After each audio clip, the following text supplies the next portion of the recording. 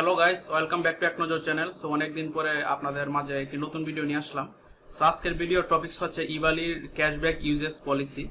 So আজকে থেকে ইবালি cashback ব্যালেন্সের ব্যবহারের উপর নতুন নিয়ম অ্যাপ্লিকেবল হবে। সো সেই বিষয় নিয়ে আজকে ভিডিওতে কথা বলবো। চ্যানেলে নতুন আছেন অবশ্যই চ্যানেলটি সাবস্ক্রাইব করে রাখবেন ই কমার্স রিলেটেড যে কোনো অফার এবং আপডেট পেতে। সেই সাথে পাশে বেল আইকনটি প্রেস করে দিবেন পরবর্তী ভিডিওগুলো নোটিফিকেশন পেতে। সো চলুন দেরি না করে আজকের এই ভিডিওটি শুরু করি।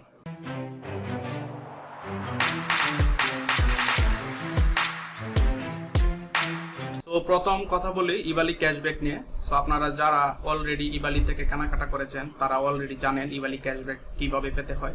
সো ইবালি ক্যাশব্যাক হচ্ছে আপনি যখন তাদের বিভিন্ন ক্যাম্পেইনের অফারের প্রোডাক্ট কিনবেন তখন তারা বিভিন্ন প্রোডাক্টের উপর নির্ভর করে একটি নির্দিষ্ট পার্সেন্টেজ আপনাকে ক্যাশব্যাক হিসাবে তাদের ওয়ালেটে ফেরত দেয়, যেটা দিয়ে আপনি পরবর্তীতে যে কোনো শপিং করতে পারবেন। সো ইবালিতে অনেক ধরনের প্রোডাক্ট আছে, কিন্তু সব ধরনের প্রোডাক্ট যদি আপনি পারচেস করেন তাহলে কিন্তু আপনি ক্যাশব্যাক পাবেন না। মূলত ক্যাশব্যাক অফার ক্যাম্পেইনের জন্য আলাদা ক্যাটাগরি থাকে, সেই ক্যাটাগরির আন্ডারে যত ধরনের প্রোডাক্ট আছে শুধুমাত্র সেই প্রোডাক্টগুলো যদি আপনি কিনেন তাহলে ক্যাশব্যাকটা আপনি আপনার ওয়ালেটে পাবেন। সো ক্যাশব্যাকের ওয়ালেটটা আপনি পাবেন দুইভাবে, সেটা হচ্ছে একটি পার্শিয়াল পেমেন্ট করলে আর একটা হচ্ছে ফুল পেমেন্ট করলে। সো পার্শিয়াল পেমেন্ট করলে যে ক্যাশব্যাকটা পাবেন সেটা আবার ইবালিকে ফেরত দিতে হবে, কারণ প্রোডাক্টের ফুল প্রাইস যদি আপনি কমপ্লিট করতে চান পেমেন্টটা সেটা ইবালিতে আবার ফেরত দিতে হবে যখন আপনি পার্শিয়াল পেমেন্ট করবেন। সো আবার আসে ফুল পেমেন্ট করবেন। আপনারা আশা করি যে এই বিষয়গুলো জানেন, কিন্তু আমি আবার একটু জাস্ট ইন্ট্রোডাকশনটা দিয়ে নিচ্ছি যে ইবালি ক্যাশব্যাক ইউজেস পলিসিটা কিভাবে অ্যাপ্লিকেবল হবে। সো আপনি যখন ফুল পেমেন্ট করবেন তখন আপনি ধরুন 50% ক্যাশব্যাকে যখন একটি অর্ডারের ফুল পেমেন্ট করবেন তখন আপনি যে ক্যাশব্যাকটা পাবেন সেই ক্যাশব্যাক দিয়ে আপনি পরবর্তীতে ইবালির ওয়েবসাইটে যত প্রোডাক্ট আছে সেই প্রোডাক্টগুলো আপনি রেগুলার প্রাইসে তাদের থেকে কিনতে পারবেন। সো এবার আসি আসল কথায়। এবার আসল কথা যেটা হলো, আগে ইবালি যত ধরনের ক্যাম্পেইন ছিল সেই ক্যাম্পেইনগুলোতে আপনি যখন অর্ডার দিতেন অর্ডারগুলোতে কিন্তু আপনার পার্শিয়াল পেমেন্টের সিস্টেম ছিল, কিন্তু বর্তমানে যে ক্যাম্পেইনগুলো রানিং হচ্ছে সেই ক্যাম্পেইনগুলোর মধ্যে কিন্তু ম্যাক্সিমাম অফ প্রোডাক্টগুলোর মধ্যে কিন্তু আপনার পার্শিয়াল পেমেন্টের সিস্টেম নেই। শুধুমাত্র বাইক ছাড়া অলমোস্ট অন্য যে অফারগুলো আছে অনেক ধরনের ক্যাম্পেইন কিন্তু চলছে বর্তমানে, সেই ক্যাম্পেইনগুলোতে কিন্তু আপনাকে ফুল পেমেন্ট করে ক্যাশব্যাক নিতে হবে। সো আপনি যদি ক্যাশব্যাক দিতে চান কিংবা আপনি যদি অর্ডার করতে চান আপনাকে ফুল পেমেন্ট করতে হবে। ধরুন ইবালিতে এখন মনে করেন 50%, 80%, 100%, ইভেন 120 থেকে 150% পর্যন্ত ক্যাশব্যাক চলছে। সো আপনি যদি এই অফারগুলো নিতে চান শুধুমাত্র বাইক ছাড়া অন্যগুলোতে কিন্তু আপনাকে ফুল পেমেন্ট করে নিতে হবে। সো ইবালির যে ক্যাশব্যাক ইউজেস পলিসিটা অ্যাপ্লিকেবল হবে সেটা নিয়ে এখন কথা বলি। সাপোজ আপনি যদি একটি স্মার্টফোন কিনেন 50% ক্যাশব্যাকে, সো আপনি ধরে নিলেন যে এটার উপর কোনো পার্শিয়াল পেমেন্টের সিস্টেম নেই। সো পার্শিয়াল পেমেন্টের যখন সিস্টেম থাকবে না তখন আপনাকে ফুল পেমেন্ট করতে হবে। সো আপনি 10,000 টাকা ফুল পেমেন্ট করলেন, কারণ ইদানিং আস্তে আস্তে কিন্তু আপনার পার্শিয়াল পেমেন্টের সিস্টেমটা কিন্তু উঠে যাচ্ছে। সো আগামী দেখবেন 3 থেকে 6 মাসের ভিতরে কিন্তু পার্শিয়াল পেমেন্ট বলতে কোনো সিস্টেম থাকবে না, শুধুমাত্র ফুল পেমেন্ট করে আপনাকে ক্যাশব্যাক অ্যাভেল করতে হবে। সো আপনি যখন 50% ক্যাশব্যাকে ফুল পেমেন্ট করে স্মার্টফোন অর্ডার দিলেন আপনি 5,000 টাকা ইবালির ক্যাশব্যাক ব্যালেন্সে আপনি ফেরত পেলেন। এখানে আমি আপনাদের রিয়েল সিনারিও দেখাচ্ছি যে আপনি ইবালি ক্যাশব্যাকের যে নতুন পার্সেন্টেজ পলিসি যেটা অ্যাপ্লিকেবল হবে আজকে থেকে, সেখানে আপনি কিভাবে ব্যবহার করতে পারবেন। সো আপনি 5,000 টাকা ক্যাশব্যাক পেলেন। সো 5,000 টাকা ক্যাশব্যাক হওয়ার পরে আপনি এখন 5,000 টাকা তো আপনাকে খরচ করতে হবে যেহেতু ক্যাশব্যাক ব্যালেন্সে আছে ইবালি ওয়ালেটে। সো আপনি একটা হেডফোন অর্ডার দিলেন। হেডফোন অর্ডার দেওয়ার পরে ওই 2,000 টাকার হেডফোন প্রাইসের 60% যদি আপনি ক্যাশব্যাক ব্যালেন্স থেকে অর্ডার দিতে পারবেন ম্যাক্সিমাম। সো আপনি 1200 টাকা দিলেন ক্যাশব্যাক ব্যালেন্স থেকে, আর 800 টাকা দিলেন নতুন পেমেন্ট। এখন নতুন যে পলিসি সেই পলিসিতে আপনি যত টাকা নতুন পেমেন্ট করবেন সেই টাকার উপর আবার 20% ক্যাশব্যাক পাবেন। সো আপনি 1200 এবং 800 টাকা পেমেন্ট করলেন। সো 800 থেকে আবার 20% ক্যাশব্যাক পাবেন 160 টাকা। সো আপনার ক্যাশব্যাক ব্যালেন্স থাকলো কিন্তু 3960 টাকা, কারণ 5,000 টাকা থেকে আপনি প্রথম 1200 টাকা পে করলেন, তারপর আবার 800 টাকা নতুন পেমেন্ট করলেন এবং 800 টাকার উপর আবার 20% ক্যাশব্যাক। সো সব মিলে কিন্তু 3,960 টাকা আপনার ক্যাশব্যাক ব্যালেন্সে থাকবে। সো 3,960 টাকা ক্যাশব্যাক ব্যালেন্সে পেতে গেলে ধরুন পরবর্তীতে আপনি আবার একটি স্মার্ট ওয়াচ অর্ডার করলেন 6,000 টাকায়।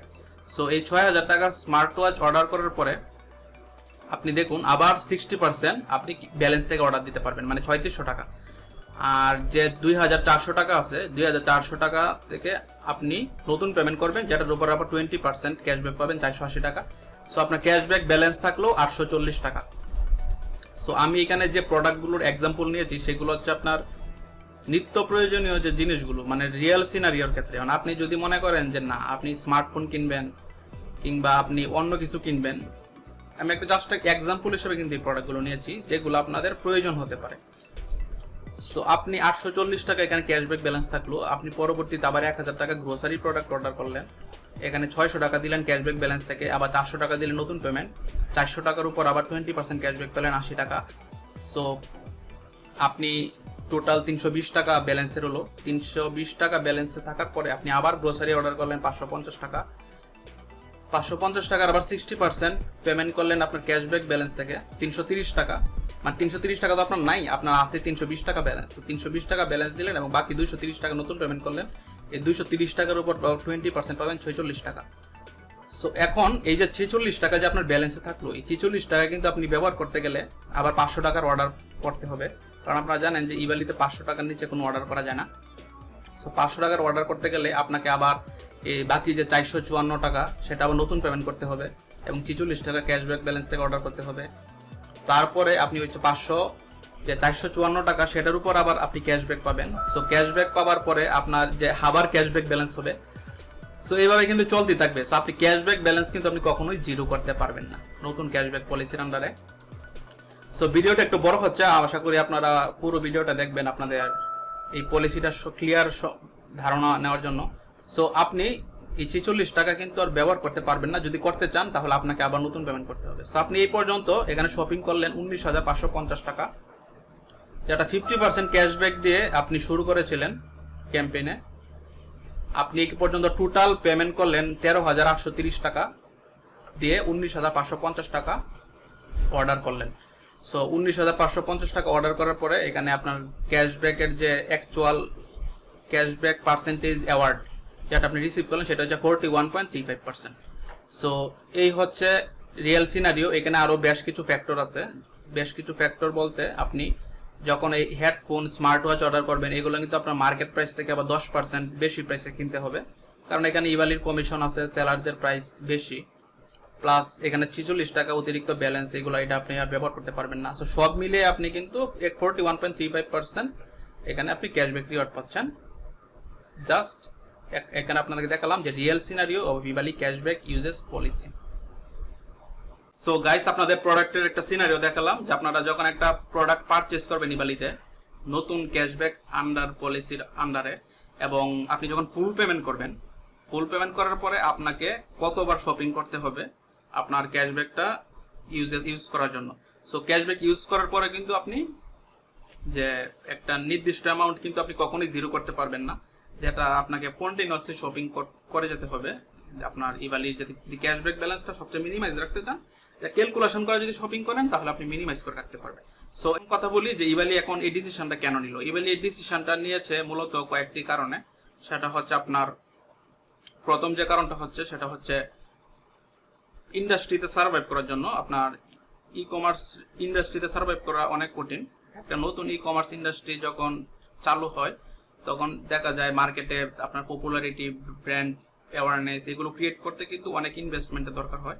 সো ইবালি কিন্তু অলরেডি মোটামুটি ভালো একটা মার্কেটে পরিচিতি দখল করেছে। সো সেই হিসাবে যদি বিবেচনা করতে হয়, এখন বর্তমানে ইবালি যদি ইন্ডাস্ট্রিতে সার্ভাইভ করতে চায়, তাদের কম্পিটিটরদের সাথে কম্পিট করে, সো সেই ক্ষেত্রে কিন্তু আপনার আস্তে আস্তে অফারগুলো কিন্তু কমতে থাকবে এবং কাস্টমারদের কাছ থেকে কিন্তু তাদের নতুন নতুন অর্ডার নিতে হবে। সো এই নতুন নতুন অর্ডার নেওয়ার জন্য নতুন নতুন পেমেন্ট লাগবে। সেই জন্য কিন্তু ইবালি এই পলিসিটা নিয়েছে। আর একটা হচ্ছে আপনার রিজন হচ্ছে ফ্রড সেলারদের এগেইনস্টে কিছু একটা মেজারমেন্ট স্টেপ নেওয়ার জন্য। লাইক অনেক সেলার আছে যাদের শপ আছে ইবালিতে, তারা কি করে তারা এই অফারের প্রোডাক্ট কিনে সেল করে, আবার সেল করার পরে তাদের শপের আন্ডারে কিন্তু যে প্রোডাক্টগুলো আছে সেগুলো কিন্তু আবার সেল করে অন্যান্য কাস্টমার, তাদের পরিচিত কাস্টমারদের দ্বারা। সো এই জন্য কিন্তু এই নতুন ডিসিশনটি নেওয়া। আর আরেকটা রিজন হচ্ছে আপনার রিসেলিং স্টপ করার জন্য। সো অনেক কাস্টমার সেলার আছে যারা অফারে প্রোডাক্ট কিনে তাদের যে নিজস্ব প্ল্যাটফর্ম আছে, নিজস্ব শপ আছে, সেগুলোর মাধ্যমে কিন্তু রিসেলিং করে। অ্যানাদার রিজন হচ্ছে আপনার ক্যাশ ফ্লো মেনটেন করার জন্য। সো কাস্টমার প্রোডাক্ট কেনার পরে তারা ক্যাশব্যাক ব্যালেন্স দিয়ে কিন্তু কেনাকাটা করতে থাকে। সো নতুন পেমেন্ট কিন্তু আসে না ওই কাস্টমারের কাছ থেকে। সো এখন একটা কাস্টমার যখন কিনবে, একটা কাস্টমার কেনার পরে কিন্তু আপনার ওই ক্যাশব্যাকটা ইউজ করার জন্য কিন্তু নতুন পেমেন্ট আপনার অ্যাড করতে হবে। সো আরেকটা রিজন হচ্ছে আপনার কাস্টমারদের এঙ্গেজমেন্ট বাড়ানোর